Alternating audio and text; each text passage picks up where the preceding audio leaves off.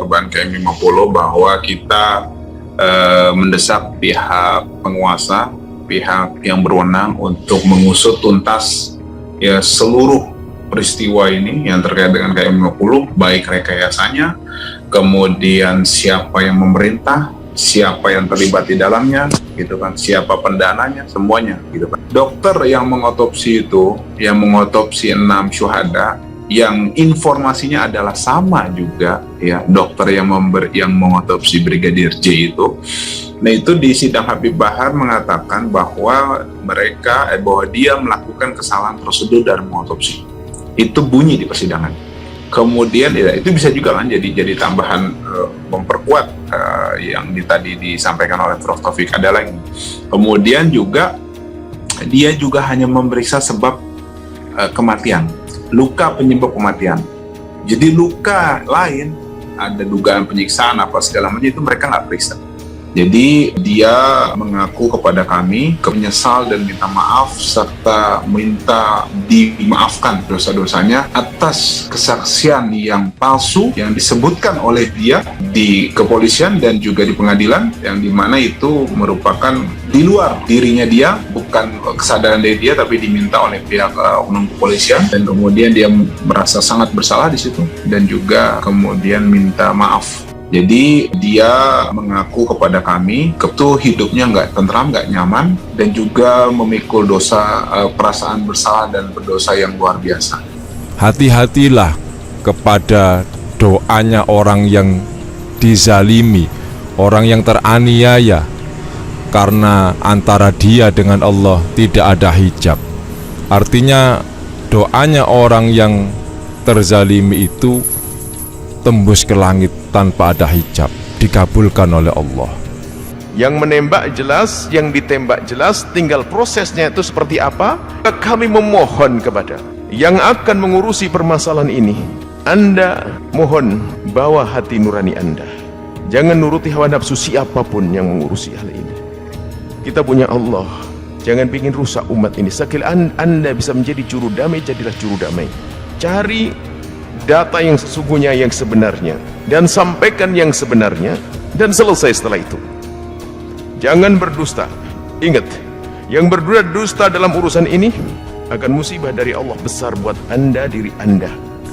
Ini alasan mengapa Ferdy Sambo terkena mubahalah Habib Rizik di kasus Brigadir J, ternyata karena doa ini.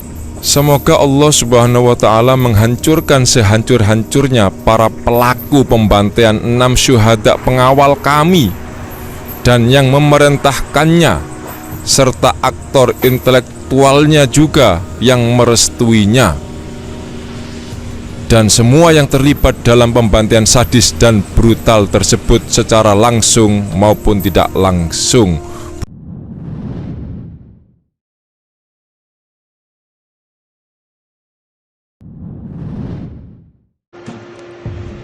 Tempo membuat liputan khusus KM50. Terlihat peran Fadil Imran dominan.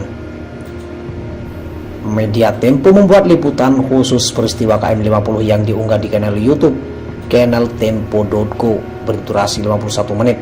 Liputan tersebut merekam dan menginvestigasi peristiwa KM50. Peristiwa KM50 sendiri terjadi pada 7 Desember 2020. Di mana saat itu 6 orang laskar FPI terbunuh. Versi keterangan kepolisian saat itu 6 orang laskar FPI tersebut menyerang petugas keamanan, sedangkan versi keterangan dari FPI, perjalanan mereka diserang orang tak dikenal, dan sampai akhirnya 6 orang laskar FPI tersebut tewas. Orkestrasi Fadil Imran terlihat jelas dalam dokumenter Tempo KM50. Saat itu Polda Metro Jaya Fadil Imran bersama Pangdam Jaya Dudung Abdurrahman, Propam Polri Hendra Kurniawan yang saat ini tersangka obstruction of justice kasus tewasnya Brigadir Joshua, dan Humas Polda Yusri Yunus melakukan preskon di mana diletakkan senjata api dan senjata tajam yang menurut mereka adalah senjata yang dipakai laskar untuk menyerang aparat keamanan. Fadil Imran terlihat menjelaskan kronologi bahwa 6 laskar tersebut adalah laskar khusus bersenjata tajam dan amat berbahaya nyatanya. Menurut kesaksian Ref Derek di KM50, Pak Dedi Mardedi. Mereka berenam masih hidup. Meski ada 2 yang terluka tembak, namun semua masih hidup. Pertanyaan publiknya adalah kenapa hasil akhirnya semua 6 pemuda tersebut terbunuh? Di mana mereka terbunuh? Kenapa lokasi KM50 dihancurkan? Kenapa CCTV di sana hilang? Siapa komandan pemilik mobil Land Cruiser yang memerintah di sana? Komnas HAM mengatakan ini unlawful killing, padahal sebenarnya tragedi ini adalah pelanggaran HAM berat. Alasan pelanggaran HAM berat adalah diduga beberapa aparat hukum membunuh 6 orang sipil tak bersalah tanpa ada kemauan membawanya ke proses justisia. Harusnya saat 6 orang tersebut ditangkap, mereka dibawa untuk di BAP dan dibawa ke pengadilan. Kenapa langsung dieksekusi mereka itu? Jelas ini pelanggaran HAM berat. Anehnya Komnas HAM hanya menjadikan statusnya sebagai unlawful killing semata. Aneh. Fadil Imran, Kapolda Metro Jaya, terlihat memiliki peranan dominan. Fadil juga yang sengaja mengundang Jenderal Dudung Panglima Kodam Jaya ikut konferensi pers pembunuhan KM50 tersebut. Untuk apa Jenderal Dudung diundang kecuali agar Fadil Imran mendapatkan dukungan TNI, keluarga besar TNI dan publik kebanyakan. Sayangnya Jenderal Dudung hadir tanpa mengerti apa persoalannya dan mau dibawa ikut skenario Fadil Imran. Sosok Fadil Imran memang saat ini kontroversial. Selain dinilai ingin melawan Mabes Polri karena mau memberikan bantuan hukum kepada AKBP Jerry Siagian, publik pun masih ingat bagaimana Fadil Imran memiliki hubungan khusus dengan Satgasus Ferdi Sambo. Sampai-sampai Fadil Imran Lera datang berpelukan memberi simpati kepada Ferdi Sambo. Kebenaran versi FPI. Sedangkan dari pihak FPI mengatakan bahwa 6 laskar tersebut tidak diperbolehkan membawa senjata api dan senjata tajam untuk melakukan pengawalan. Informasi Fadil Imran dianggap fitnah bahwa mereka membawa senjata tajam. 6 anggota FPI tewas usai ditembak oleh polisi. Ke-6 korban ini adalah Andi Oktiawan 33 tahun, Ahmad Sofyan 26 tahun, Lutfi Hakim 25 tahun, Faiz Ahmad Syukur 22 tahun, Muhammad Suci Kadafi 21 tahun, dan Muhammad Reza 20 tahun.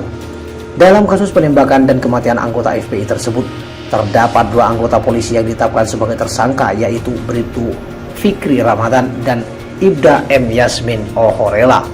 Vonis bebas ini diberikan oleh Mahkamah Agung pada pengadilan di tingkat kasasi. Putusan ini sebenarnya sama dengan putusan pada Pengadilan Negeri Jakarta Selatan, yaitu hakim memutus lepas Fikri dan Yusmin karena keduanya dinilai melakukan penembakan untuk melindungi diri. Jaksa penuntut umum Z. Tadung Allo mengaku menghormati vonis bebas tersebut. Ia menilai putusan MA merupakan ujung atau final penyelesaian perkara KM50. Namun, Tadung menyebut bahwa kasus KM50 berpotensi untuk diteruskan apabila terdapat temuan bukti baru. JPU berupaya mengedepankan hati nurani berdasarkan fakta yang kami yakini. Tetapi Hakim PN dan MA berpendapat lain. Itu sudah kewenangannya, kata dia. Belakangan peristiwa KM50 atau kilometer 50 menjadi perbincangan publik kembali setelah dugaan pembunuhan berencana terhadap Brigadir J terungkap dalam kasus Brigadir J X, Kepala Divisi Profesi dan Pengamanan Irjen Ferdi Sambo ditetapkan sebagai tersangka. Sebelumnya Ferdi Sambo menjabat sebagai Direktur Tindak Pidana Umum Bareskrim Polri yang turut menangani kasus KM50. Keterlibatan Ferdi Sambo dalam 2 kasus yang melibatkan aksi penembakan oleh polisi inilah yang meresahkan publik.